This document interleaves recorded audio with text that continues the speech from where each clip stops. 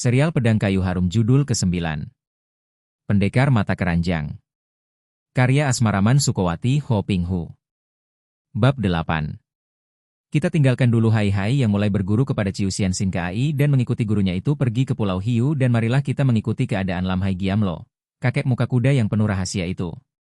Mengapa kakek yang memiliki kepandaian amat tinggi itu sampai rela merendahkan diri, menjadi tukang kebun dan bahkan pura-pura gagu tuli di kuil Xiao Limsi yang sunyi itu? Dia menyamar sebagai seorang Huesio tuli gagu, seolah-olah dia hendak menyembunyikan diri karena ketakutan. Memang kakek iblis ini dilanda ketakutan. Ada dua orang musuh besar yang selalu mengejarnya dan biarpun dia amat lihai, namun dalam beberapa kali perkelahian melawan mereka, dia selalu kalah dan nyaris tewas. Akhirnya, karena terus dikejar-kejar, dalam keadaan terluka dalam dia melarikan diri dan menggunduli rambut, menyamar sebagai Huesio dan dengan bermain sandiwara sebagai seorang Huesio terlantar kelaparan, dia ditolong oleh para Huesio kuil itu dan diterima bekerja sebagai tukang sapu. Siapakah dua orang yang ditakuti seorang seperti Lam Hai Giamlo ini dan mengapa dia bermusuhan dengan mereka? Awal mula permusuhan itu terjadi 10 tahun yang lalu. Ketika itu, Lam Hai Giamlo yang baru saja kehilangan gurunya, yaitu Lam Kuiong seorang di antara 4 setan dunia, seperti menggantikan kedudukan mendiang gurunya dan dia merajalela di dunia persilatan, di bagian selatan dan jauh di barat. Karena sejak muda dia memang berkeliaran di pantai selatan sehingga memperoleh julukan Lam Hai Giamlo, Raja Akhirat Laut Selatan, maka namanya amat ditakuti di daerah selatan. Ketika itu, usianya baru sekitar 40 tahun dan satu di antara kejahatan yang dilakukannya adalah menculik dan memperkosa wanita yang menarik hatinya. Pada suatu hari, dia melarikan seorang gadis cantik dari kota Swatou, dilarikannya menuju ke pantai yang amat curam karena pantai ini merupakan bagian pegunungan tepi laut selatan. Gadis itu berusia 17 tahun dan selalu menangis, meronta dan menolak untuk melayani orang yang mukanya mengerikan seperti muka kuda itu. Hal ini membuat Lam Hai Giamlo marah sekali. Dia ingin gadis ini menyerahkan diri dengan sukarela karena dia tidak merasa puas kalau harus memperkosa dengan kekerasan. Di tempat yang sunyi itu, di tebing jurang yang amat curam, dia marah-marah karena kembali gadis itu menolak, bahkan memaki-maki sambil menangis. Dijambaknya rambut gadis itu yang panjang dan terurai lepas dari sanggulnya, dan dibawanya gadis itu ke tepi tebing. Dengan satu tangan, dia menggantung gadis itu pada rambut yang dijambatnya. Nah, lihat ke bawah. Apakah engkau lebih suka kulempar ke bawah sana? Hayo pilih, engkau memenuhi permintaanku dengan manis atau kulempar ke bawah sana? Gadis itu tergantung di udara dan dengan muka pucat dan mata terbelalak ia memandang ke bawah.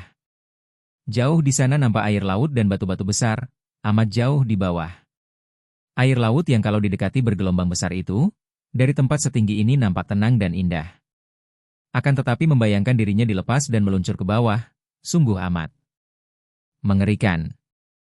Batu-batu yang seperti bentuk-bentuk binatang purba itu tentu akan menyambut tubuhnya menjadi hancur lebur dan ombak-ombak laut akan melenyapkan sisa-sisa tubuhnya. Tinggi tebing itu tidak kurang dari 1000 kaki. Tidak, lebih baik kau bunuh saja aku. Lebih baik, aku mati daripada harus memenuhi permintaanmu yang keji. Gadis itu sudah nekat dan ia memejamkan mata, menanti saat ia dilemparkan ke bawah. Dapat dibayangkan betapa marahnya rasa hati Lam Hai Giamlo.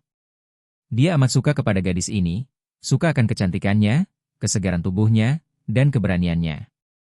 Dia ingin memiliki gadis ini dengan sukarela, tidak memperkosa seperti yang biasa dilakukannya terhadap wanita yang tidak mau melayaninya dengan sukarela. Penolakan yang amat keras dari gadis itu membuat rasa sukanya berbalik menjadi rasa benci yang besar. Baik, kalau begitu, engkau akan kuperkosa sampai puas, baru akan kulemparkan ke bawah sana, katanya penuh geram. Mendengar ancaman ini, yang baginya lebih mengerikan daripada maut, gadis itu menjerit sekuat tenaga, lalu terkulai pingsan. Agaknya jeritannya itu menarik perhatian dua orang yang berada tak jauh dari tempat itu. Seorang laki-laki berusia 40 tahun lebih dan seorang gadis kecil berusia 12 tahun datang berlari-lari. Laki-laki itu buntung lengan kirinya, sebatas siku, tubuhnya tinggi besar dan wajahnya membayangkan sikap yang gagah perkasa. Adapun gadis cilik itu cantik mungil, dengan tubuh yang tangkas terlatih. Ketika laki-laki buntung lengan kirinya itu tiba di situ dan melihat seorang laki-laki bermuka kuda sedang menjambak rambut seorang gadis yang tergantung di tepi tebing, dia terkejut bukan main dan membentak nyaring. Lepaskan gadis itu. Melihat munculnya seorang laki-laki buntung sebelah lengannya, dan seorang gadis remaja yang cantik, Lam Hai Giamlo menatap tajam ke arah wajah gadis remaja itu. Kejengkelan hatinya memuncak melihat ada orang berani membentaknya dan mencampuri urusannya, akan tetapi dia pun tertarik melihat gadis remaja itu. Hahaha, baik, Kulepaskan gadis ini dan gadis remaja itu menjadi penggantinya. Hahaha. Dan dia benar-benar melepaskan jambakan rambutnya sehingga tentu saja tubuh gadis yang sudah pingsan itu meluncur ke bawah. Melihat ini, gadis remaja itu terbelalak dan lari ke tepi tebing, menjenguk ke bawah. Mukanya berubah pucat melihat betapa tingginya tebing itu dan tubuh yang meluncur ke bawah itu sudah tidak nampak lagi. Tentu sudah hancur lebur terbanting pada batu-batu karang di bawah sana. Laki-laki tinggi besar berlengan buntung sebelah itu marah bukan main. Keparat, engkau ini iblis jahat, bukan manusia. Sambil membentak demikian, dia melangkah maju. Lam Hai Giamlo tertawa lagi. Tepat, memang aku bukan manusia, melainkan Raja Akhirat Laut Selatan. Aku tadi memberi korban kepada Laut Selatan, haha. Lam Hai Giamlo. Kini laki-laki berlengan buntung sebelah itu terbelalak, mukanya berubah. Tentu saja dia sudah mendengar akan nama tokoh sesat ini ketika dia mulai memasuki daerah pantai selatan. Tak disangkanya dia akan menyaksikan iblis itu membunuh seorang wanita begitu kejam dan biarpun dia sudah mendengar bahwa iblis itu amat sakti. Melihat kekejamannya dia melupakan hal ini dan mengambil keputusan untuk menentangnya. Hahaha, engkau sudah mendengar namaku? Lekas berlutut dan serahkan gadis remaja itu kepadaku sebagai pengganti korban tadi. Laki-laki berlengan buntung itu memandang marah. Mukanya yang gagah dan keras itu berubah merah dan dia mengepal tangan kanannya. Iblis seperti engkau ini harus dibasmi, bentaknya dan dia pun kini menerjang maju dengan marah, menyerang dengan tangan kanannya, menghantam ke arah dada Lam Hai Giamlo. Lam Hai Giamlo melihat datangnya pukulan yang mengandung angin pukulan keras, tersenyum mengejek. Dia tidak berani menerima pukulan yang cukup ampuh itu, melainkan mengelak ke samping dan kakinya mencuat dalam sebuah tendangan kilat mengarah lambung lawan. Akan tetapi, laki-laki buntung lengan kirinya ini dapat meloncat ke samping, menghindarkan tendangap dan kembali tangan kanannya menyambar dengan totokan ke arah leher. Lam Hai Giamlo menangkis sambil mengerahkan tenaga pada lengan kirinya. Duk! Tangan laki-laki buntung itu terpental, akan tetapi tidak membuat lengan itu patah. Bahkan kembali tangan kanan laki-laki itu menyerang dengan cengkeraman ke arah ubun-ubun kepala Lam Hai Giamlo. Iblis ini menyeringai, maklum bahwa bagaimanapun juga, laki-laki buntung sebelah lengannya ini mempunyai sedikit kepandaian. Dan melihat gerak dan geseran kakinya, dia maklum bahwa lawannya memiliki dasar ilmu silat yang cukup tinggi. Maka, dia pun mengeluarkan kepandaian simpanannya dan dengan gerakan dahsyat dia menubruk ke depan, mengembangkan kedua tangannya dan membentak dengan nyaring sekali. Suara bentakannya melengking dan mengejutkan laki-laki itu yang berusaha untuk menghindar sambil menggerakkan tangan kanan menangkis. Namun, serangan itu terlampau hebat. Angin pukulan yang keras menyambar dan laki-laki itu terpelanting sampai bergulingan dan sebuah tendangan susulan yang mengenai pinggulnya membuat tubuhnya terjungkal ke dalam jurang, ke bawah tebing yang amat curam tadi. Hahaha, kau susulah gadis keras kepala tadi. Dan kau, anak manis, kesinilah, mari ikut bersamaku bersenang-senang. Dia melangkah menghampiri gadis remaja yang masih berada di tepi tebing. Gadis itu tadi masih merasa ngeri melihat betapa tubuh wanita itu tadi dilempar ke bawah. Kini melihat pria buntung lengan kirinya juga terpelanting ke bawah tebing. Ia menahan jeritnya dan memandang dengan mata terbelalak ke bawah tebing.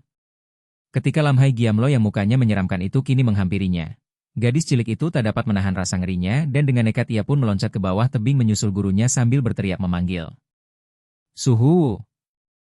Lam Hai Giamlo tertegun. Mukanya berubah merah dan dia mengepal tinjunya, mengamang-amangkan tinjunya ke bawah tebing. Keparat, kau melahap semuanya. Bentaknya seolah-olah marah kepada tebing yang telah menelan dua calon korbannya. Kini dia tidak kebagian apa-apa dan kalau saja di situ terdapat orang lain, tentu akan menjadi korban kemarahannya. Dia menendang sebuah batu besar sehingga batu itu pun menggelinding ke bawah tebing, lalu mendorong roboh sebatang pohon besar dengan kedua tangannya, menendangi batu-batu kecil seperti orang kesurupan setan. Setelah melampiaskan kemarahannya, Lam Hai Giamlo lalu lari dari tempat itu. Menurut akal sehat, sungguh tidak mungkin sekali kalau orang yang terjungkal ke bawah tebing securam itu, 1000 kaki tingginya, akan tetapi selamat.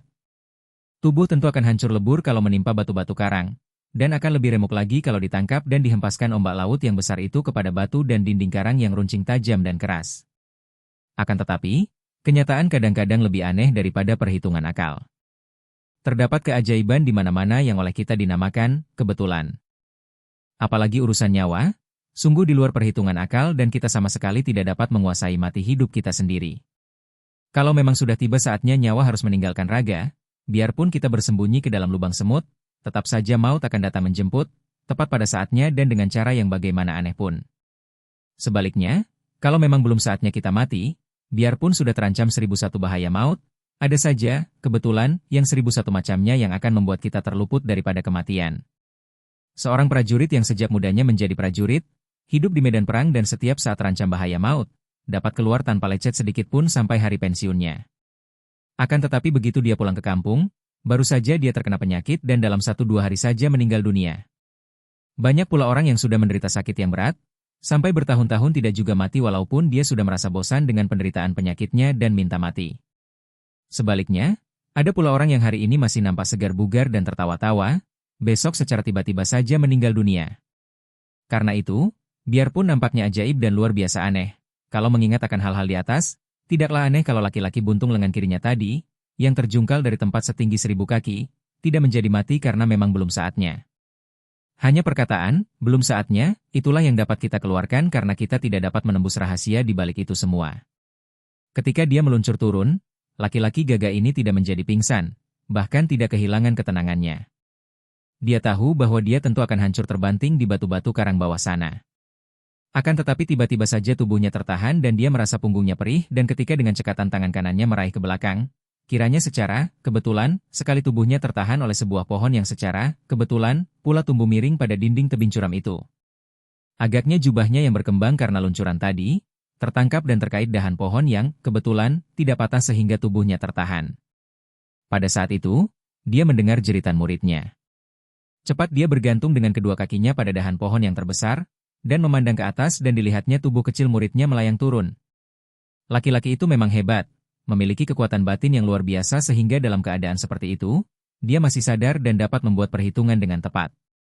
Ketika tubuh gadis remaja itu meluncur di dekatnya, cepat dia menyambar dengan tangan kanannya dan berhasil menangkap lengan anak perempuan itu. Anak perempuan itu mengaduh dan dia sendiri menahan keluhannya karena belakang lutut kedua kakinya yang bergantung.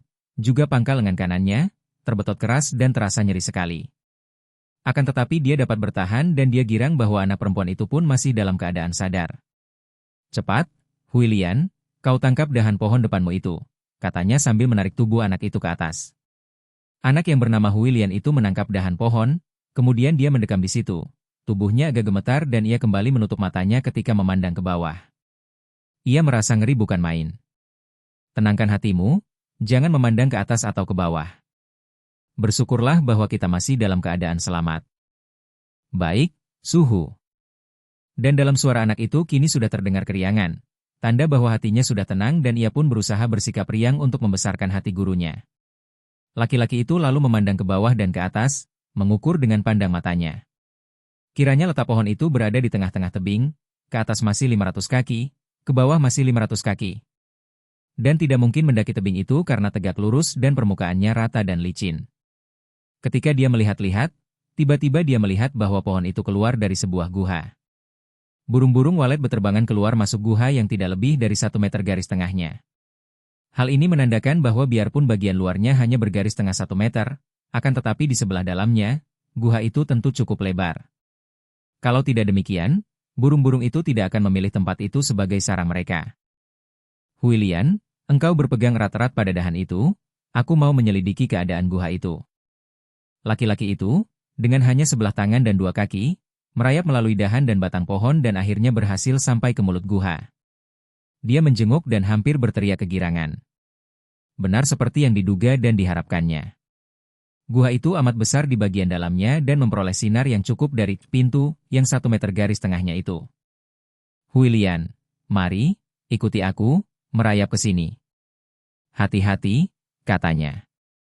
Huilian dengan hati-hati sekali lalu merayap melalui dahan dan batang pohon, mengikuti gurunya dan masuk ke dalam guha itu melalui batang pohon.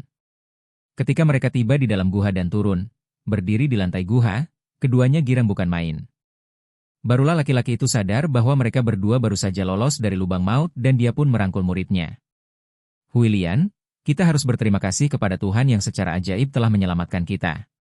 Dan dia pun mengajak muridnya berlutut dan menghaturkan terima kasih kepada bumi dan langit.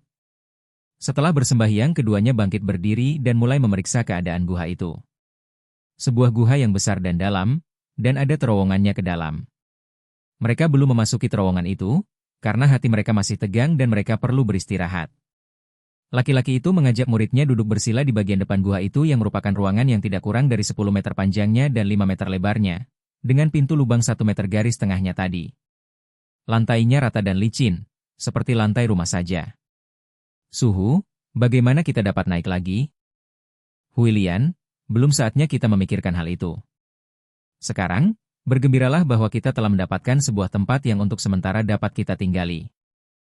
Tapi, bagaimana kita dapat minum, makan dan keluar dari tempat ini? Gurunya memegang kepalanya dengan tangan kanan, mengelus rambutnya dan berkata, suayanya halus. Huilian, kita baru saja terlepas dari cengkeraman maut, perlu apa kehilangan akal untuk urusan lain? Semua itu nanti dapat kita selidiki perlahan-lahan. Dan sekarang, yang terpenting kita samadhi untuk memulihkan tenaga dan ketenangan batin. Marilah. Huilian mengangguk, tidak membantah lagi dan tak lama kemudian, guru dan murid itu sudah duduk bersila dengan tubuh tegak lurus, tenggelam ke dalam samadhi. Siapakah guru dan murid ini? Laki-laki berlengan kiri buntung itu bernama Chiang Sukiat dan muridnya bernama Kok Huilian. Para pembaca kisah asmara berdarah mungkin belum lupa akan nama Chiang Sukiat.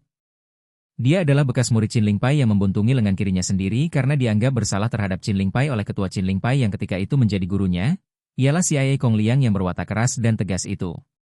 Setelah membuntungi lengan kirinya sendiri, Chiang Sukiat keluar dari Qin Lingpai, tidak menjadi anggota Qin Lingpai lagi dan selanjutnya orang tidak tahu kemana dia pergi menyembunyikan dirinya. Akan tetapi, dengan hati yang prihatin, Chiang Sukiat bukan bersembunyi untuk merenungi nasibnya, melainkan dengan mati-matian dia menggembleng dirinya dengan ilmu-ilmu silat yang lebih mendalam sehingga biarpun dia kehilangan lengan kiri sebatas siku, di lain pihak dia memperoleh kemajuan pesat dalam ilmu silat. Beberapa tahun kemudian, ketika terjadi San Haikoan dilanda perang, barulah secara tiba-tiba dia muncul dan dengan kepandaiannya yang sudah maju pesat, dia berhasil menyelamatkan putri tunggal keluarga kota Ijin Gubernur San Haikoan yang terbasmi semua, lalu membawa putri yang baru berumur 10 tahun itu meninggalkan San Haikoan. Putri itu bukan lain adalah Kok Huilian yang kemudian menjadi muridnya, juga anak angkatnya karena Huilian sudah kehilangan ayah bunda dan seluruh keluarganya. Sebetulnya, yang tadinya menyelamatkan Huilian dari rumah Gubernur Kok adalah CIA Hui Song, putra dari ketua Qin Lingpai. Akan tetapi karena dia dikeroyok orang-orang pandai, terpaksa dia melepaskan Huilian dan hampir saja Huilian celaka tertawan musuh kalau saja tidak muncul Chiang Sukiat yang menyelamatkannya dan membawanya lari. Sampai 2 jam lamanya Chiang Sukiat dan Kok Huilian duduk bersamadi di ruangan depan gua itu. Setelah mereka merasa bahwa kekuatan mereka pulih kembali dan batin mereka menjadi tenang, barulah mereka bangkit dan Chiang Sukiat mengajak muridnya untuk melakukan pemeriksaan ke dalam gua. Mula-mula mereka menjenguk keluar dan sekali lagi mereka mendapat kenyataan bahwa tidak mungkin mereka keluar dari tempat itu. Untuk merayap, turun atau naik tidaklah mungkin. Jarak naik atau turun sejauh 500 kaki, dan dinding tebing itu terjal, tegak lurus dan licin sekali. Seekor monyet sekalipun kiranya tidak mungkin mampu merayap sampai ke permukaan laut di bawah atau naik sampai ke atas. Hanya burung-burung walet itulah mampu keluar dari tempat itu. Setelah merasa yakin bahwa mereka tidak mungkin keluar dari situ melalui dinding di luar guha, mereka lalu masuk kembali dan memeriksa keadaan ruangan dalam.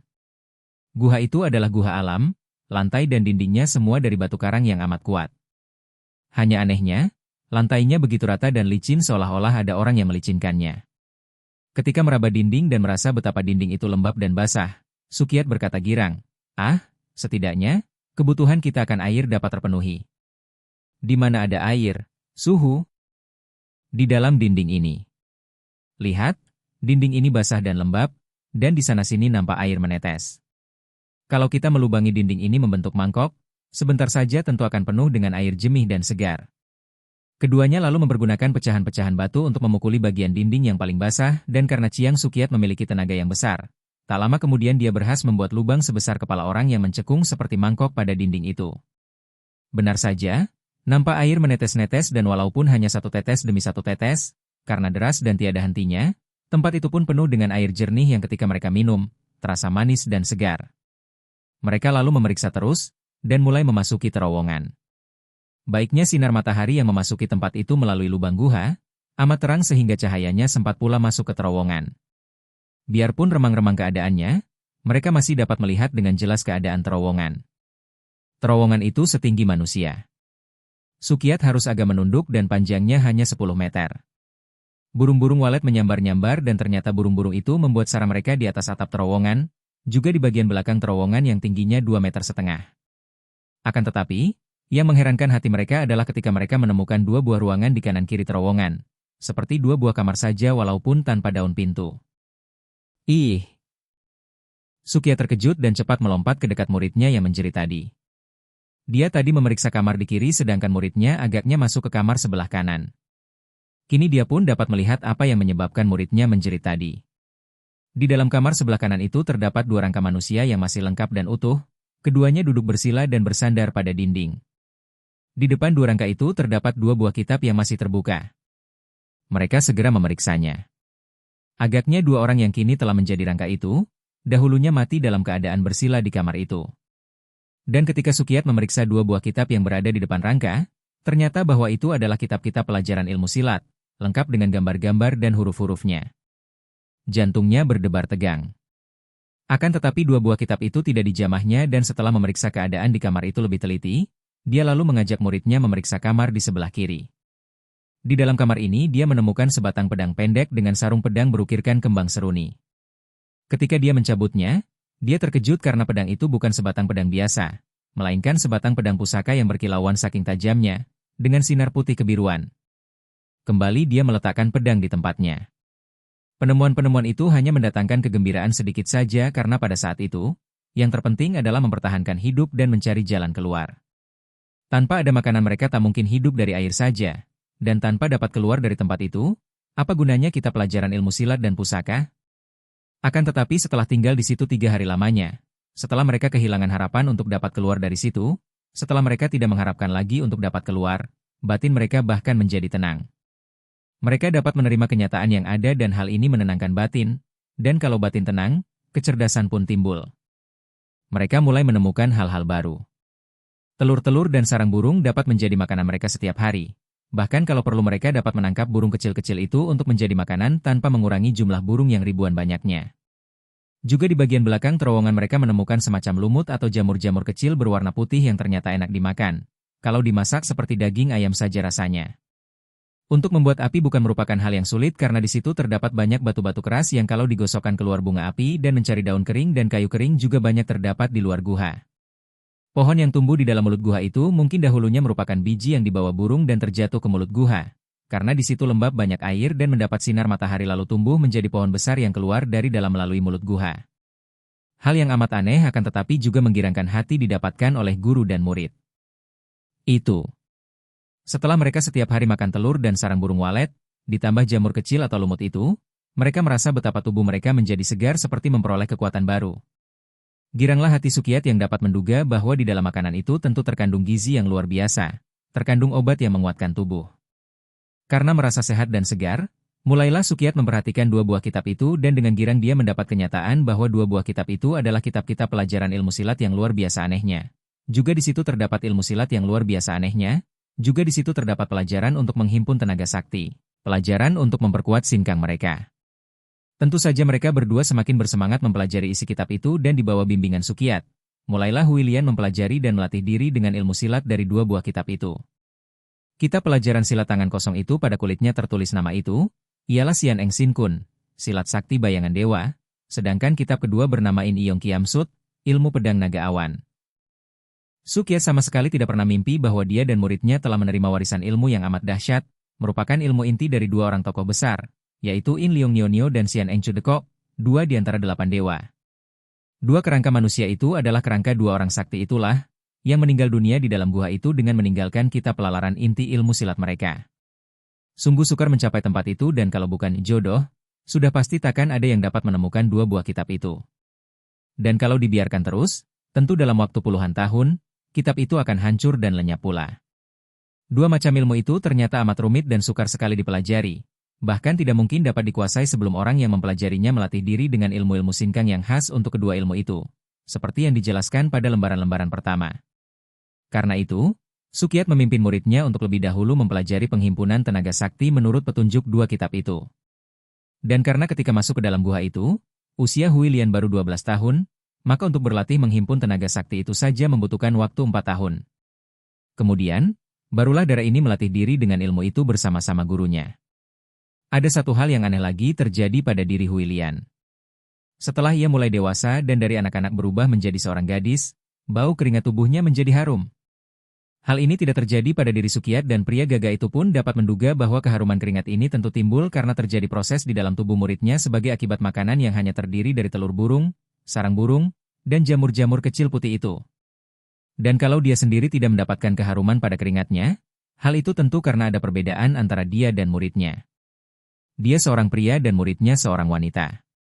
Kadang-kadang di waktu malam, Sukiat bersembahyang dan merasa bersyukur kepada Tuhan bahwa di dalam hatinya telah tumbuh rasa sayang kepada Huilian sebagai seorang ayah terhadap anak kandungnya. Tanpa rasa sayang seperti ini, dia tahu amatlah berbahaya bagi dia sebagai seorang pria hidup berdua saja dengan seorang wanita seperti Huilian.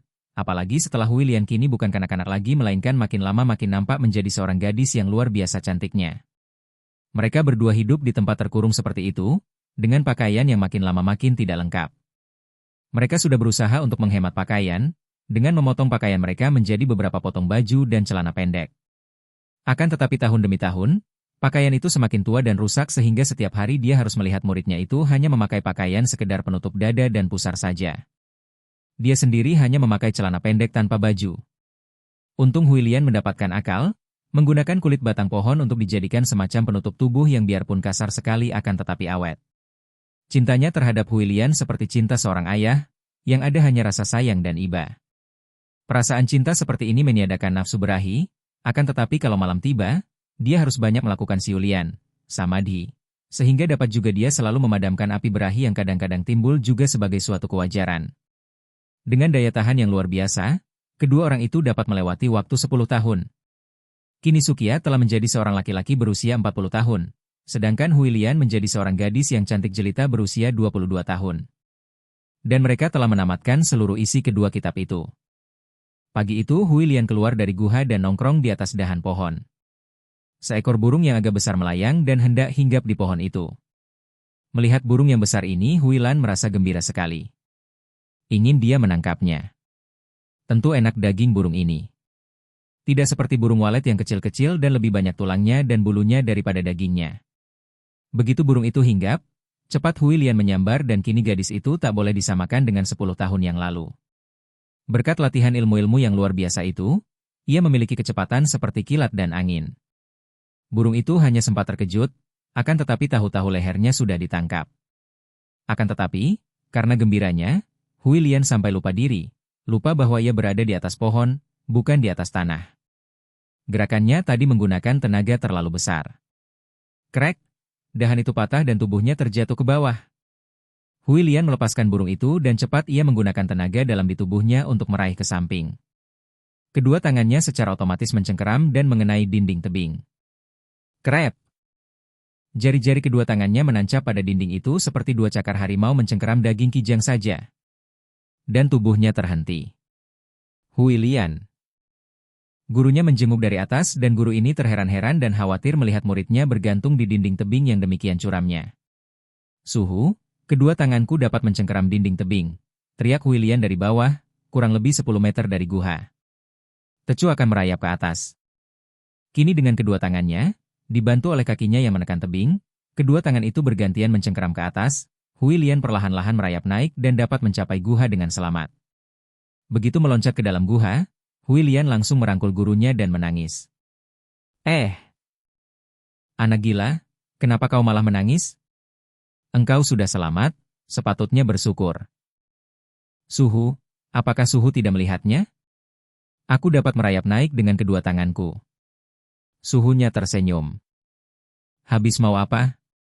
Apakah aku harus bertepuk tangan memuji? Nah, aku bertepuk tangan. Dia pun bertepuk tangan seperti orang memuji dan mengagumi. Ih, Suhu ini bagaimana sih? Makin tua malah semakin bodoh. Huilian mengomel. Selama tinggal di dalam gua itu memang Sukiat bergaul dengan muridnya. Seperti sahabat saja, tidak pernah menekankan sikap hormat bagi muridnya sehingga pergaulan mereka akrab dan hanya kalau teringat saja Huilian bersikap hormat. Wah, engkau ini murid macam apa? Berani memaki gurunya bodoh. Sukiat menegur, akan tetapi dengan sikap berkelakar. Maaf, Suhu. Saking gembiraku maka aku sampai lupa diri. Suhu, kalau aku mampu merayap dengan kedua tangan, berarti Suhu juga akan mampu melakukannya. Untuk apa? Jangan-jangan kuku jari-jari tanganku akan copot. Untuk apa? Bagaimana si suhu ini? Tentu saja untuk merayap naik keluar dari neraka ini. Sepasang mata itu terbelalak. Keluar dari sini? Ah, mungkinkah itu? Suhu, tentu saja. Mari kita coba. Bagaikan baru sadar dari mimpi, Sukiat lalu meloncat keluar dari dalam mulut guha, menginjak batang pohon dan mencoba dengan kedua tangannya untuk mencengkeram dinding tebing. Dan ternyata 5 buah jari tangannya juga dapat menancap dan mencengkeram batu padas itu dan tanpa banyak kesukaran dia merayap naik sampai beberapa meter tingginya. Suhu, tunggu dulu. Kita harus berpamit dan berterima kasih kepada kedua orang Lo Cianpui di dalam. Kembali Huilian memperingatkan gurunya. Biarpun dia bergembira bukan main. Sukiat teringat akan hal ini dan dia pun merayap turun lagi, meloncat ke dalam guha dan merangkul muridnya, seperti yang dilakukan oleh Huilian tadi. Gadis itu merasa terharu melihat betapa kedua mata suhunya basah oleh air mata. Suhunya juga menangis saking haru dan girangnya. Baru Dara ini sadar betapa diam-diam suhunya, walaupun sama sekali tidak memperlihatkannya, teramat rindu untuk dapat keluar dari tempat itu. Keduanya lalu masuk ke dalam, menjatuhkan diri berlutut di depan kedua kerangka manusia itu. Jiwai Lo Cianpui, dua orang tua gagah, kami berdua mengaturkan banyak terima kasih atas warisan ilmu-ilmu dan pedang. Tanpa petunjuk Jiwai, tidak mungkin kami akan dapat keluar dari tempat ini.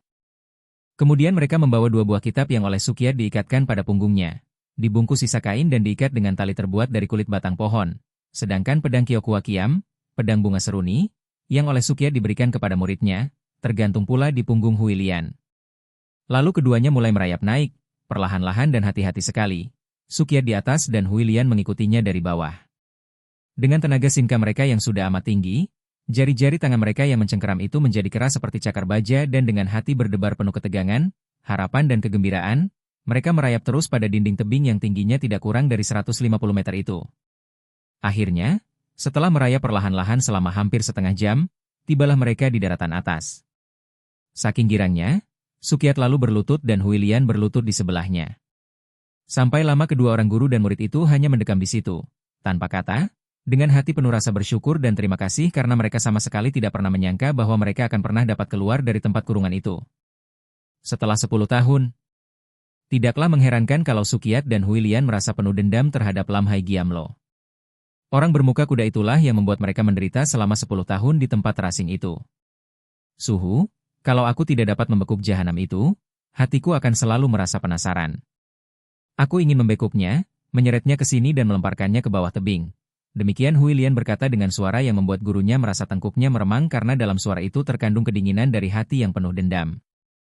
Setelah itu aku ingin pergi mengunjungi Qin Ling Pai, hendak kulihat sampai di mana kelihayan Qin Ling Pai maka mereka berani menghina Suhu.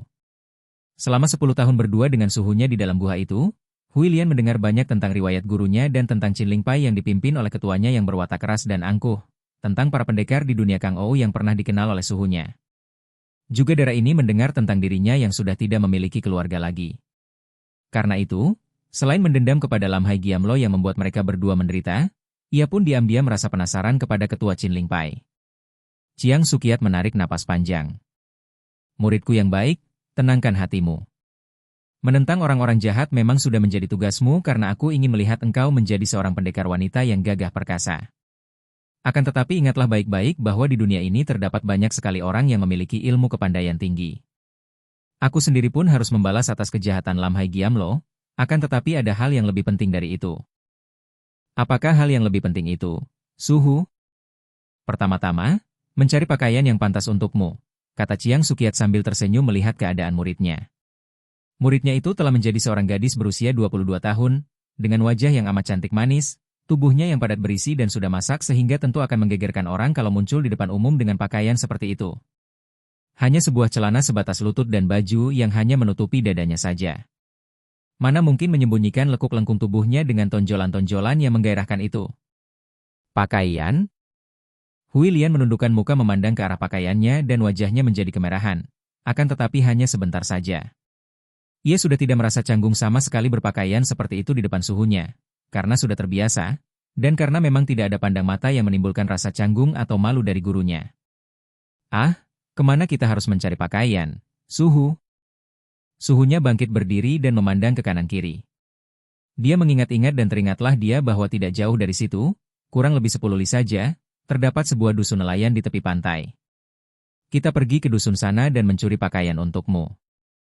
Mencuri?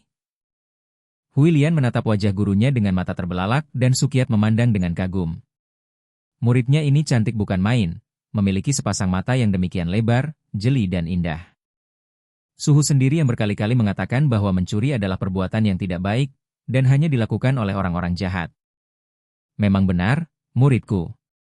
Kalau kita mencuri karena kita menginginkan barang-barang mahal dan indah, kalau mencuri karena keinginan, hal itu amatlah jahat. Apalagi kalau perbuatan kita itu mendatangkan duka dan kesengsaraan kepada yang kita curi. Akan tetapi dalam hal keadaan kita ini, kita mencuri karena terpaksa. Dan kita hanya akan mencuri pakaian di rumah seorang yang kaya sehingga tidak ada artinya bagi yang kecurian. Apa artinya pakaian beberapa potong bagi keluarga kaya? Mari kita pergi. Huilian mengikuti gurunya melangkah pergi setelah mereka untuk yang terakhir kalinya menjenguk ke bawah tebing. Akan tetapi, Suhu, aku tetap tidak ingin mencuri. Aku mau terang-terangan mendatangi orang kaya dan minta pakaian untuk aku dan untuk Suhu. Hampir saja Sukiat tidak dapat menahan ketawanya.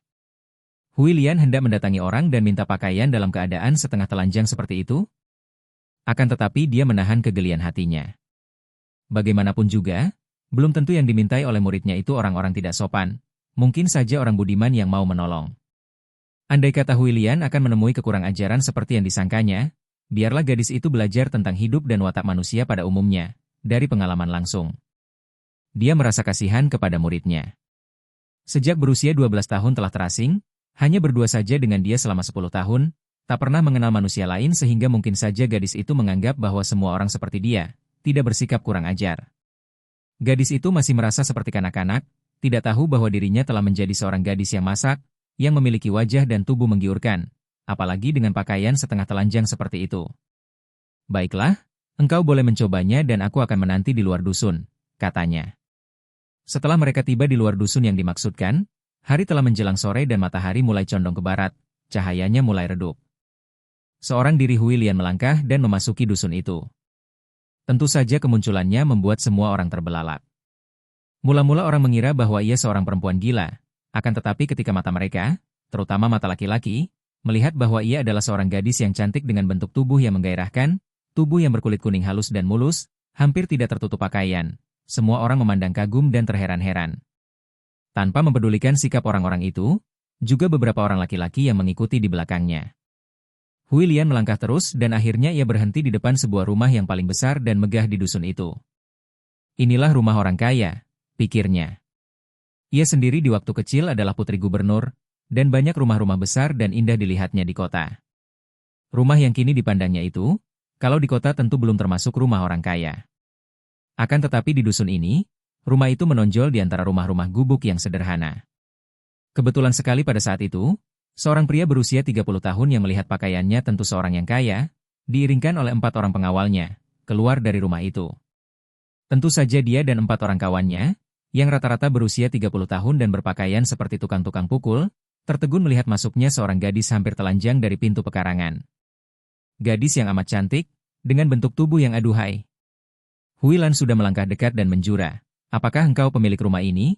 tanyanya, cara bicaranya sederhana sekali. Pria itu masih melongo karena dia merasa seperti mimpi bertemu dengan seorang gadis seperti ini. Gadis itu hampir telanjang, bukit-bukit payudaranya nampak, perutnya juga nampak, kulitnya begitu putih mulus, namun gadis itu sama sekali tidak kelihatan malu-malu atau canggung. Benar, Lui Kongcu ini adalah tuan rumah, seorang di antara pengawalnya yang menjawab sambil menyeringai. Huilian sudah mengerutkan alisnya melihat pandang mata 5 orang laki-laki itu. Pandang mata mereka itu bukan hanya pecundang mata keheranan, melainkan mengandung sesuatu yang kurang ajar. Pandang mata itu seperti dapat dia rasakan meraba-raba ke seluruh kulit tubuhnya. "Aku datang untuk minta pertolongan," katanya pula. "Ah, tentu saja, Nona. Aku akan suka sekali menolong Nona. Silakan masuk, Nona." Kaki Iyaki yang disebut Lui Kongcu itu mempersilakannya dengan sikap manis. Huilian menggeleng kepala. "Aku hanya datang untuk minta agar diberi 1 pasang pakaian untuk aku dan untuk guruku.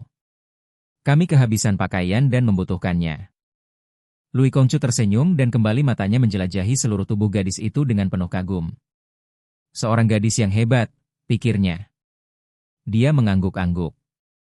Aku dapat melihat bahwa engkau memang membutuhkan pakaian, Nona. Marilah, mari masuk dan kau boleh tinggal di sini dan akan kuberi pakaian sebanyak-banyaknya. Pakaian yang indah-indah, perhiasan dan apa saja yang kau butuhkan. Berilah sepasang saja untukku dan sepasang untuk guruku, dan aku akan pergi dengan berterima kasih. Ai, mengapa tergesa-gesa, Nona? Seorang gadis cantik seperti engkau tidak pantas berkeliaran dalam keadaan setengah telanjang. Masuklah, aku akan memberi segalanya asal saja engkau mau. Mau apa? Tanya Huilian yang tidak mengerti maksud orang. Hehehe. Lui Kongcu tertawa dan 4 orang pengawalnya ikut pula tertawa. Masa engkau tidak tahu, Nona? Asal engkau mau menjadi kekasihku tentu saja. Engkau cantik dan aku suka sekali. Plak. Tiba-tiba saja tangan Huilian sudah menamparnya. Aug. Lui Kongcu terpelanting. Beberapa buah giginya copot dan mulutnya berdarah, bibirnya pecah dan pipinya membengkak hitam. Dia mengadu-adu dan mengusap pipinya yang ditampar tadi. Melihat ini, tentu saja 4 orang pengawal atau tukang pukulnya menjadi marah sekali. Tanpa dikomando lagi, mereka berempat sudah menubruk maju, bermaksud menangkap gadis itu dan menyerahkannya kepada Lui Kongcu. Akan tetapi, Huilian yang sudah marah menyambut rekaman mereka itu dengan gerakan kaki tangannya dan 4 orang itu sendiri tidak tahu apa yang terjadi atas diri mereka karena tiba-tiba saja mereka terpelanting ke kanan kiri dan kepala pening dan tidak mampu bangun kembali. Ketika mereka sadar dan dapat bangkit, ternyata gadis setengah telanjang itu telah lenyap dari situ. Huilian menghadap suhunya dengan muka merah, masih marah dan mulutnya cemberut. Sukiat yang melihat keadaan muridnya segera bertanya apa yang terjadi. Huilian menceritakan pengalamannya dan gurunya itu tertawa. Hahaha, sudah kuduga akan terjadi demikian, muridku. Memang aku membiarkan engkau menghadapinya agar engkau tahu sendiri dari pengalaman. Bukankah aku sudah menyarankan agar kita mencuri saja? Suhu, apakah semua laki-laki seperti mereka itu? Ia teringat akan sikap gurunya lalu menambahkan. Apakah tidak ada laki-laki lain yang seperti Suhu sikapnya? Tentu saja ada dan banyak, muridku. Akan tetapi, sebagian besar laki-laki memang mata keranjang dan kurang ajar terhadap wanita. Mereka itu sudah terlanjur menganggap wanita sebagai sesuatu yang indah, sesuatu untuk dipermainkan dan untuk menghibur dan menyenangkan hati mereka. Karena itu, melihat keadaanmu seperti ini, setengah telanjang, tentu saja kekurang ajaran mereka timbul secara menyolok. Huilian mengepal tinju. Lain kali kalau ada yang kurang ajar seperti itu, akan kubunuh dia. Sukiat mengerutkan alisnya. Sabarlah, muridku. Tidak baik sembarangan membunuh orang hanya karena kesalahan yang sedikit saja. Laki-laki memang suka menggoda wanita dan belum dapat dinamakan jahat kalau dia hanya sekedar menggoda dengan pandang mata dan kata-kata saja. Laki-laki menggoda wanita itu biasanya karena dia menyukainya atau mengaguminya. Tidak ada laki-laki yang menggoda wanita yang dianggapnya buruk dan tidak menarik. Karena tertarik, seorang laki-laki menggoda untuk menarik perhatian dan kalau wanita yang digodanya menanggapinya, maka mereka pun tentu saja akan menjadi akrab. Jadi, mereka itu tidak dapat dinamakan jahat, walaupun tidak sopan atau kurang ajar, karena sikap itu sudah menjadi melemahkan semua pria, tentu saja ada kecualinya. Kalau seorang laki-laki sudah melakukan paksaan atau perkosaan terhadap wanita, barulah dia itu seorang jaihuaket yang berbahaya dan jahat, dan perlu diberantas.